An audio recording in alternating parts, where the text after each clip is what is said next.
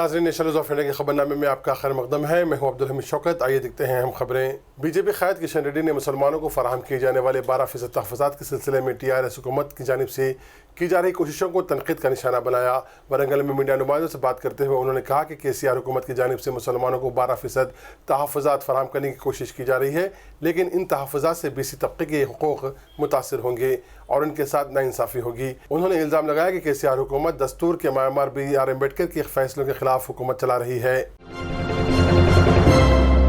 26 جنوری کو 68ویں یوم جمہوریہ کے پیش نظر ملک میں حب الوطنی کا ماحول چھایا ہوا ہے۔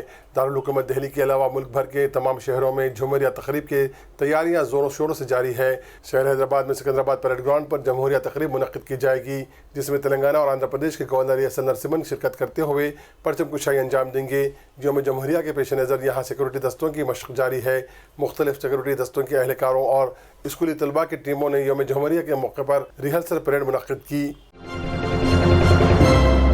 سماجوادی پارٹی کے نئے صدر اور اتر پردیش کے وزیر اعلیٰ اکھلیش یادو نے پارٹی کی 191 امیدواروں کی پہلی فہرست جاری کر دی ہے۔ اس فہرست میں اکھلیش نے ان کی مخالفت کرنے والے چچا شیوپال یادو کو بھی شامل کرتے ہوئے انہیں جسونت نگر سیٹ سے ٹکٹ دیا۔ اسی طرح بینی پرساد ورما کے بیٹے راکیش ورما کو بھی ٹکٹ دیا گیا ہے۔ اکھلیش کی جانب سے امیدواروں کی پہلی فہرست جاری کیے جانے سے کانگریس پارٹی حیران ہے۔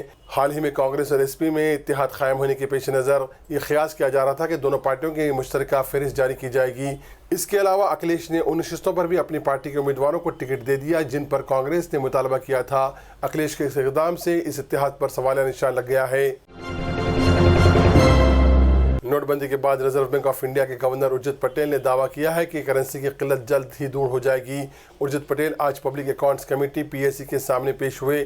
انہوں نے کمیٹی کو بتایا کہ شہری علاقوں میں کرنسی کا بحران تقریباً ختم ہو چکا ہے اور اب دیہی علاقوں میں صورتحال بہتر بنانے پر توجہ مرکوز کی جائے گی۔ پٹیل نے PAC کو مزید بتایا کہ IT ID اور دیگر ایجنسیوں ڈپازٹ میں گڑبڑ کی جانچ کر رہی ہے۔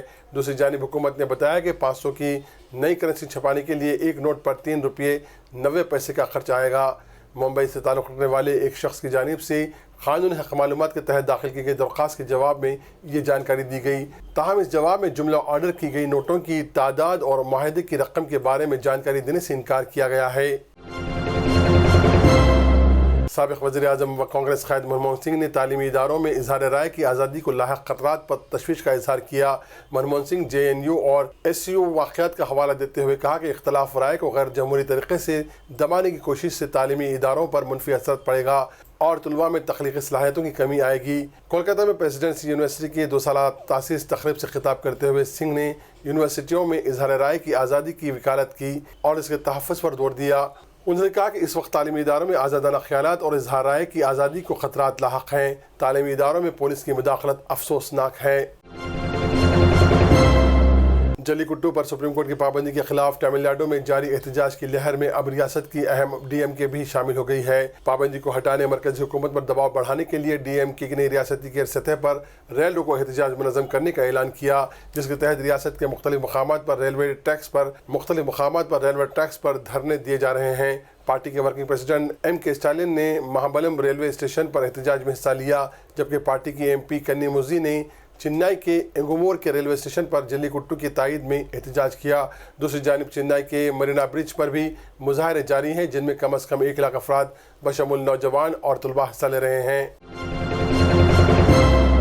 جلی کٹو پر پابندی کی وجہ سے تمل ناڈو میں پھوٹ پڑنے والے احتجاجی مظاہروں کے پیش نظر سپریم کورٹ نے مرکزی حکومت کی درخواست کو قبول کرتے ہوئے اس معاملے پر اپنے فیصلے کو 1 ہفتے کے لیے ملتوی کر دیا ہے۔ اٹارنی جنرل مکل روہتگی نے جسٹس دیپک مشرا اور R بانومتی پر مشتمل بینچ کے آگے اپنی درخواست رکھتے ہوئے کہا کہ تمل ناڈو کی عوام جلی کٹو کو لے کر کافی جذباتی ہیں اور مرکزی و ریاستی حکومتیں اس معاملے کو سلجھانے کی کوششوں میں مصروف ہیں، اس لیے انہیں تھوڑا وقت دیا جائے، جس پر بینچ نے اس درخواست کو قبول کرتے ہوئے فیصلے کو 1 ہفتے کے لیے مؤخر کرنے کا اعلان کیا ہے۔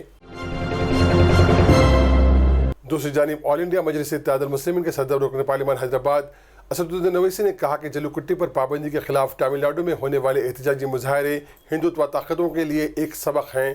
اسدالدین اویسی نے ٹویٹ کرتے ہوئے کہا کہ فرقہ پرست طاقتوں کو یہ جان لینا چاہیے کہ ایک سا سول کوڈ کو زبردستی نافذ نہیں کیا جا سکتا اور نہ ہی اس ملک میں ایک کلچر کو لاگو کیا جا سکتا ہے۔ MIM پارٹی نے ایک سا سول کوڈ سے متعلق لا کمیشن کے سوال نامے کی مخالفت کرتے ہوئے دیگر مسلم اور سماجی تنظیموں کے ساتھ مل کر سرگرم تحریک چلائی تھی۔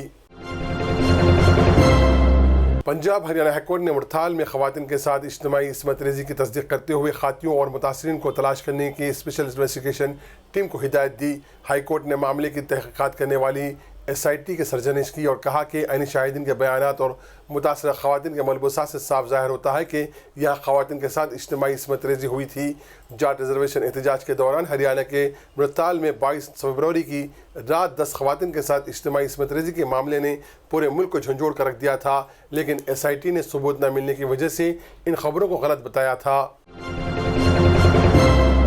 हिंदुस्तान की NSG रुकनीत की मुखालिफत करने वाले चीन पर हिंदुस्तान ने निशाना साधा है। वज़ारत ख़ारजा के तर्जुमान विकास स्वरूप ने कहा कि हिंदुस्तान NSG की रुकनीत साजी तोहफे में नहीं मांग रहा है, बल्कि असला की अदम फैलाव रिकॉर्ड की पाबंदी पर NSG रुकनीत साजी का ख्वाह है। विकास स्वरूप ने वाज़ेह किया कि हिंदुस्तान की NSG रुकनीत साजी की दरख्वास्त से बारक ओबामा की सबकदोशी से कोई ताल्लुक़ नहीं है। वाज़ेह है कि चीन ने बारक ओबामा की आखिरी प्रेस कॉन्फ्रेंस का हवाला देते हुए कहा था कि NSG रुकनीत की कोई अलविदाई तोहफ़ा नहीं है जो ममालिक एक दूसरे को दे सकें, जिस पर हिंदुस्तान का ये रद्द-ए-अमल सामने आया है। AM फर्नीचर वर्क्स, आसिफ नगर, झिर्रा। आपकी पसंद का फर्नीचर वाजिबी दामों पर गारंटी के साथ। AM furniture works 9515224494।